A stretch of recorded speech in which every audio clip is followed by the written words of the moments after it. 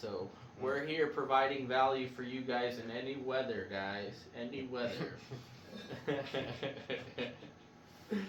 What's new with you, bro? What's new with you? Shit, man, just creating and learning. You know what I mean? Yeah. Hell yeah, I love that, dude. I Same love thing that. every day. You just made a new song with the artist who's never made a song before. Yeah, female artists. It's a cool process, you know. Yeah. Especially for somebody who's never made a song Yeah. and to get it at a high quality.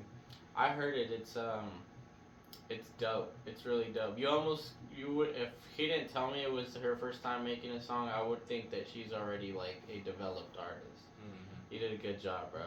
Appreciate What does it feel like to, because you kind of saw the creativity in her before, where you were like, she was like humming and stuff like that. You said, and that kind of was like the point where you were like, you trying to hop on a track or something. Mm-hmm. What made you see that potential in her? Well, I've always wanted females to work with because you know their voice is just so different and they have a whole different range of vocabulary they can work with. You know what I Right. mean? Yeah. Oh yeah. A whole different type of writing. So It's like opening yourself up to a new world. Yeah, I'm a writer myself, so I've always liked to help with that process if they're open to it. That's awesome. So I think just if somebody just is willing to learn and willing to try something, I'm with it. You know. That's You never- awesome, never bro. know what can come out of it. No, that's what I was telling you. You never know. It could be like the next big thing. You as a producer, I feel like that's awesome. Because before myself, before having you as a friend, to understand what a producer truly does in the life of a producer, I didn't really comprehend how valuable a producer is in so many different aspects. But I think that being able to see you grind it and understand it, from where I understand it now, is like, damn, producers do so much that almost goes unnoticed, you know? Mhm. Yeah, and it's almost it's not purposely like that, but you know, because most people only see the artist.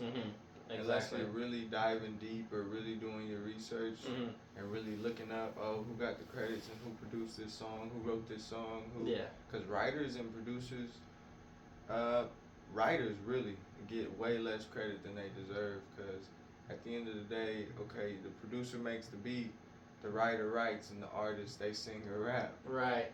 And people only see the star. People only see the star, the face, the artist, and the people behind the scenes. And there's a lot of shit going on right now where they're struggling to get paid or they're getting done dirty. Like the artist is getting their money, but the writers and the producers aren't really getting their checks and stuff like that. So it's a whole thing, but I'm pretty sure it'll get solved soon. You know what I mean?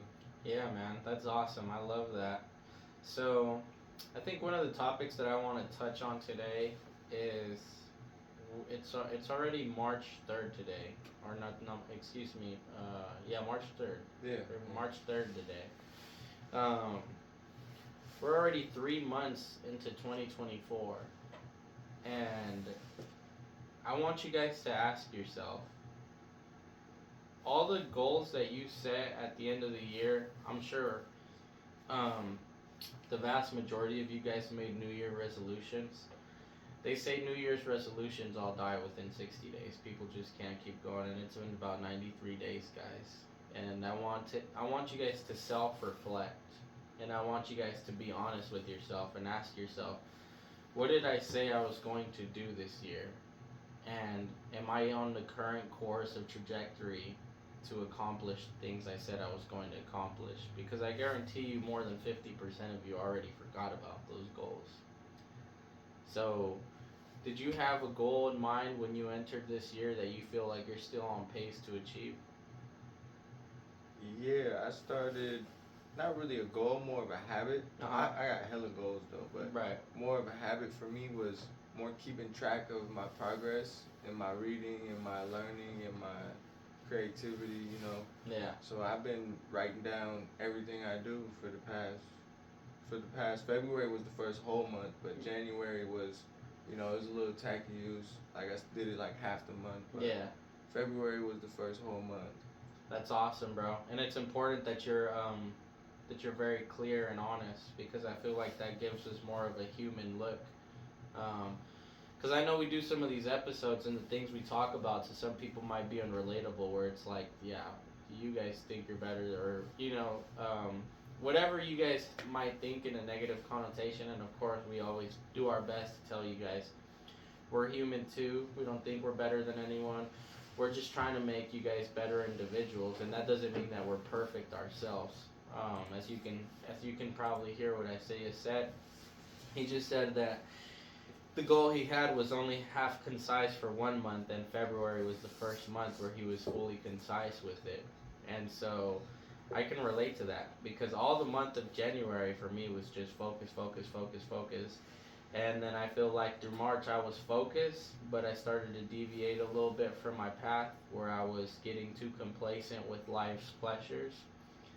And it wasn't, I was just like, I could be doing this to help my course, but instead I'm going to go and have some fun. And I chose fun over, maintaining my trajectory and staying fully 100% locked in. But it's important that I say, okay, I need to assess my situation already, and this is why it came up to mind, where it's like, okay, we're in March already, guys. What's the goal that I had in mind, and there are the decisions that I'm making helping me get there. And we're just human. I think for all of us, it is important to have somebody to remind you, because I think that's part of the reason that so many of these things go unaccomplished. You don't have anybody to remind you or keep you accountable for the things that you said you would do when you said you would do them. And if you have somebody in your life, even like me and Isaiah, where you can not just listen to us for 30, 40 minutes of your day, where we're like, hey, you said you were going to do this. Are you truly doing that? And you can reflect on that and say, damn, like I really ain't been doing what I said I was going to do. Just to some people, that might be all it takes for, like, let me get back on my shit. Mm-hmm. Yeah, and self-reflection is one of the keys to growth, because a lot of the times we may be working and doing a lot of stuff, but since we're not keeping track of what we're doing, we might either lose track or feel like we're not doing enough. And I think that was what was kind of going on with me. Like, I knew I was doing a lot, but at the same time, I'm like, damn, am I really doing all that I can? You know what I mean? So then that's when people say, all right, if you want to go to the next step, keep track of your time, see what you're doing. Really set a timer every 30 minutes, or keep track of what you do on the daily, and really find out where your time's going. How much time are you spending on Instagram? How much time are you spending on Facebook, Twitter, Snapchat? Have you noticed a huge change in your life since you've done that? Like, have you been? What's the change that you've noticed since you've begun doing this?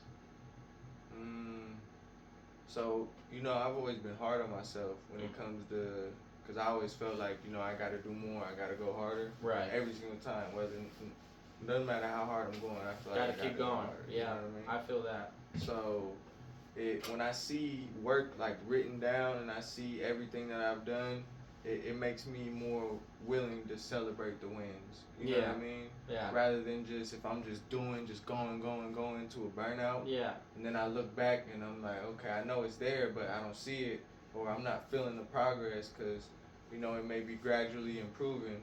But when you really write everything down and you look back in a month, then you'll be like, damn, okay, I'm doing something. That's awesome, man. Yeah, no, and I see him do it. It's something that you look at and you're like, wow. I love to see it in everybody, but I love to see it in the younger generation especially. And I feel like the attributes that you apply to your life, where the things that you're currently doing, it's powerful, because sometimes you have a quote that I reminded you of. It you said on one of our podcasts, and I might butcher it, but you said something along the lines of, success is so gradual, and that's why so many people give up, because it almost feels like you're not doing anything until you look back and realize everything you've done. And I think that quote is so powerful, because it's so true. A lot of us, we put in so much work, and success is so gradual at times that we just feel like giving up, because it's easier to do what's easy than it's easier to do what's hard. That's obvious. So I think that having a young man like yourself being able to be an exemplary person for people in your demographic is very important. I feel that if more young men like yourself were to apply themselves in the way that you're applying yourself, I mean, nothing's the limit. You can do anything you want with your life. And I'm not talking about those, 18 or 19-year-olds or 20-year-olds who are on Instagram flexing a Bugatti that they or a Lamborghini that they rented and whatever the case may be. You're an exemplary person in the sense that like this is the dirt and these are my peaks and these are my valleys and you show it all. Hell you know, yeah. it's not just about the peaks. Mm-mm.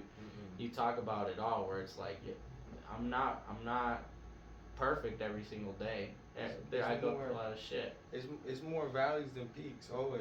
Every single if time. If you climbing, you only get so much time at the top. Because if you really climbing, there's another top. I always tell people when I use that example, I always say, in life there's always going to be peaks and valleys. And when you're at the peak, you better enjoy that fucking shit because the valley's coming. Yeah, it's a never-ending process because if you study any really successful or any smart human being, they will all tell you can't learn it all and you can't know it all. 1000%. So that just means whenever you feel like you've arrived, there's no such thing as arriving. If you feel you've arrived, you're not dreaming big enough. No, and success, guys, success is not a destination. It's rather a journey. And so, what are you doing on this journey? Because like I said, you can live in purpose, but your purpose is going to change. Your purpose is not going to remain the same forever. At least for the vast majority of people. And in this destination, in this journey, there's always going to be, like we're talking about, peaks and valleys. And Isaiah's right. There's always going to be way more valleys than peaks. But the peaks are so high that it almost, you're like, who cares about the valleys? Because this peak is so high, it's just amazing to even be able to reach such altitude. Yeah, I think one quote I heard, it said, don't climb for attention, climb for the view. Climb for what you get to experience after you climb. Yeah. You know what I mean? And I was never into hiking or none of that shit. Yeah. When I was little, I used to look at it like, that's kind of whack. You know what I mean? I used to be a little closed-minded, judgmental. But the more I got out and, expanded my horizons and shit, when you get to the top of a mountain at a hike, that's one of the best feelings. It is. You know what I mean? And you get one of the best views, and you just feel like, boom, you're on top of the world, and you did that, you climbed, and that's what it feels like when you go to a next level. Especially when you've struggled to climb that mountain, where you're almost like, fuck, I don't want to be doing this You almost shit. gave up. Yeah, but you make it to the top, and it's like, you're like, I did. Damn, I fucking did it. That's the feeling that you get when you accomplish something that it almost seemed impossible to accomplish, but you accomplish your goal. That's that same feeling, guys. So I think the most important time is that waiting period in between. Yeah. So you say you set out on a goal, boom, start my own business, whatever it may be. Mm-hmm. The time in between that you set that goal and to where it's actually gonna come into fruition is everything. Yeah. Because that waiting period, you gotta be so patient. You gotta be but the only way to fail is to stop. Right. As long as you keep going, whether it takes however many years or whatever it takes, you'll get there if you don't stop. Yeah. Guys, if being financially free to you guys is a goal that's worth achieving, set a goal to be a millionaire. Not for all the money, but for the person it'll make of you to become a billion or a millionaire, whatever your goal might be. Because what Isaiah's talking about is 100% true. The person you have to become in order to achieve certain things in life, you cannot stay the same person. You cannot. It sounds almost like a bad thing to some people, but it's a beautiful thing. Because you have to level up yourself in so many ways in order to be able to achieve certain things in your life. And if one of them is being able to be financially free and set for the rest of your life, which would instill you to be a multimillionaire, the person that you would have to become in order to be able to achieve that thing is probably not the person that you currently are. And that's part of the hard thing about it, because a lot of us don't want change, especially if we're so used to just having the ordinary that we've had, and we're almost scared or resistant to the change. It's a difficult process. It's almost scary to jump into that dark water. But it's something that you have to do if you wish to change, and that's for everything. It doesn't have to just be finances. If your goal is to be in the best shape that you've ever been, you have to change. You have to change your lifestyle. You have to change the way you're eating. You have to change the fact that you're probably not working out, or how many times you're working out, or how consistent you are with your workout. It takes you being brutally honest with yourself, looking at yourself in the mirror, weighing yourself on the scale and saying, this is where I am. I'm nowhere close to where I wish to be, and these are the changes that need to be made in order for me to achieve what I need to achieve. So changing yourself is the beginning of brand new progression to the new life that you wish to have. Because if you could achieve the goal that you wish to achieve without changing yourself, you probably either have a very minute goal or an unrealistic look at reality. You have to change yourself in some way, shape, or form to achieve the new goal that you wish to achieve. Yeah, and don't be scared to face the numbers. A lot of people are scared to face numbers, whether it's reps in the gym, max, whether it's how many times you went to the gym, whether it's how many times you ate food you knew you wasn't supposed to eat, whether it's how many times no matter what it is, don't be scared to face the numbers. That's why reflection is so important, because it's only through numbers that you know that you're evolving and growing. Mm-hmm. Men lie, women lie, numbers don't, guys. Numbers don't. And you can find some sort of numbers for progression in everything that you do in your life, so that's 100% true. Don't be scared to face the numbers. A lot of us don't want to step on the scale because we're scared of the number. A lot of us don't want to look at ourselves butt naked in the mirror with a true reflection of, is this how I want to look? Am I happy with this body? Because we might get sad at the fact that no. But you should be enlightened by that, by saying, I have the power to change this. Is it going to be easy? Certainly not. It is certainly not going to be easy. It is going to be a difficult road, because you're going to have difficult days where you don't want to do what you need to do, and then you're going to have days where you're going to have temptation to do what you know is wrong. Temptation is killer, man. Talk about that. Yeah, take us away with temptation. Man, it comes in all forms. It comes from, I think it comes on every level, spiritually, mentally, and physically. Mm-hmm. You know what I mean? Yeah. Whether it's just about to eat this dessert, or to do something sexually, or to do something you know you shouldn't be doing, or to do drugs or alcohol, no matter what it may be. Yeah. And I think a lot of the times it comes from previous programming. I agree. Something that you may have been doing for years that you're trying to escape. Mm-hmm. And so it feels like, oh, I'm battling something, but you're really just battling yourself. Yeah. Your previous self that you're trying to escape from. Yeah.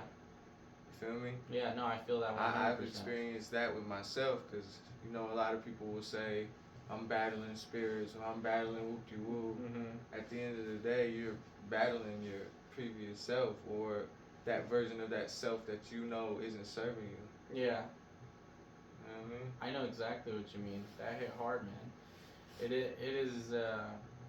It goes back to what I'm saying, where you have to change yourself in order to be able to achieve the things that you wish to achieve in most cases. And temptation is everywhere, guys. So I think that it takes a very conscientious effort to understand what your vices might be. Whether it's smoking weed or drinking, or I don't know what the fuck you're into, but whatever the vice it is that you're into, it takes real conscientious effort to say, this is my vice, this is what I love doing, but this is what's holding me back from getting the things that I wish to get.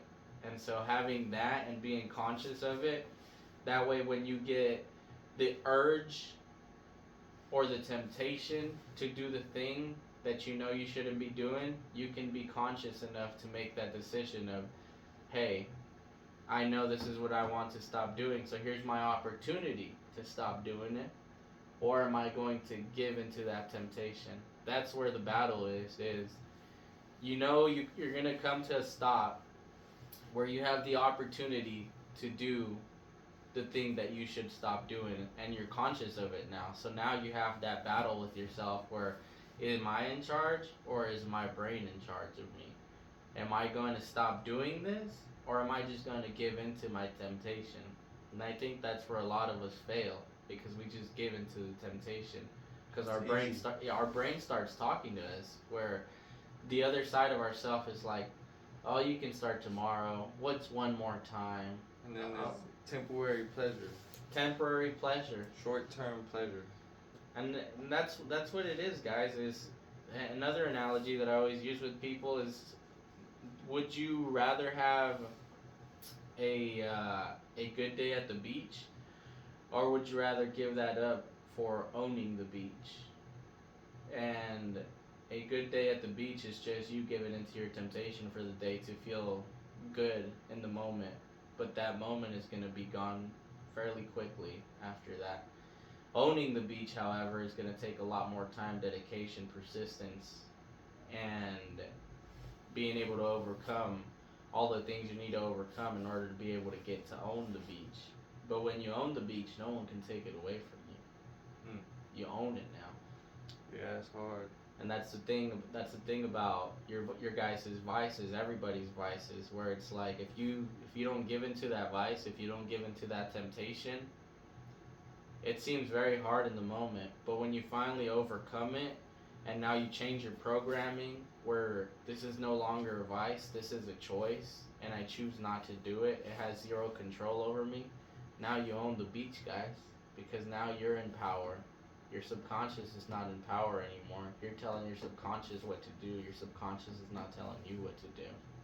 And I don't know if I spoke on this before on here, but when you're getting them thoughts, or somebody's actually trying to get a reaction out of you on purpose. Mm-hmm. People say do things on purpose to try to get a reaction out of you. Yeah, psychological warfare. Yeah, there's something I heard. It's kind of an analogy, I guess. You can just say the phone's ringing, I'm not gonna pick it up, because if every time your phone rings you pick it up, you're not in control. That phone is, and that's why a lot of that's where a lot of distraction and addiction comes from with these phones, is the notifications. This motherfucker going off right now, notifying me, emails, whatever it may be, any type of notification. I would suggest you turn notifications off for social media, because you already go on there enough. You don't need it to notify you when to go on there. You know what I mean? But yeah, so anytime somebody's trying to get a reaction and you reacting and you're operating on their level, then basically they're winning.